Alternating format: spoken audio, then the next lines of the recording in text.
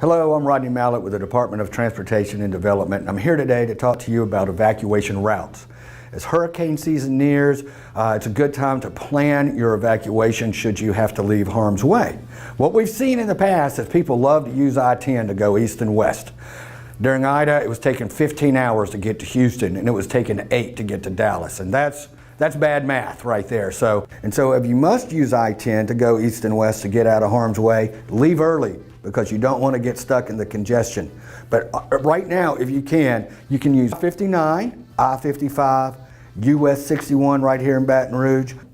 We have I-49, which takes you to Alexandria and eventually past Bunkie to Bossier and Shreveport, 165 and 171. So there are plenty of routes across the state to go north. Now, we understand that people like to go east and west because they have family in Alabama and Florida or in Texas. So it'd be a good idea to make friends and family with people up north in lovely Monroe, Ruston, Shreveport, Bossier, or Alexandria. And if you can't, then you can go to the GoSEP webpage. It's Get a Game Plan, and they will update when shelters become available. This is not a vacation time. This is a time to get out of harm's way, which leads you to another thing about using the I-10 corridor to go east and west. These storms are very fast and very unpredictable. It can jog east or west on you really quick. You don't want to be stuck on I-10 when that happens. It's another reason to go north. While we're talking about evacuations, let's take a minute to talk about contraflow. Every year when there's a hurricane, we get calls from across the country about, have you thought about doing contraflow? Well, contraflow is when both sides of the interstate are going north so people can get out of harm's way.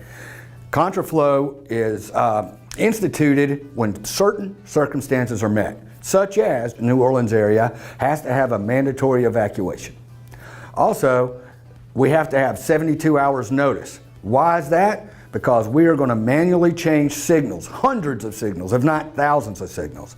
There's hundreds, if not thousands, of intersections and on-ramps and off-ramps that we're going to have to put up at barricades and barrels because we want to make sure that nobody gets on going the wrong way during contraflow. We work with our partners at State Police and in Mississippi.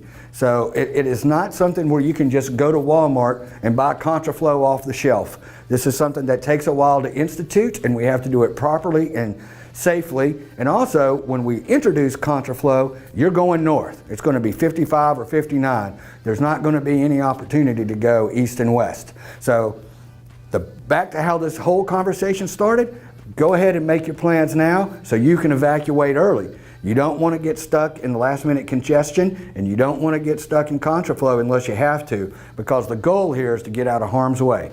Hopefully we don't have to use contraflow. Hopefully we don't have to evacuate this year. But if you do, go ahead and plan now.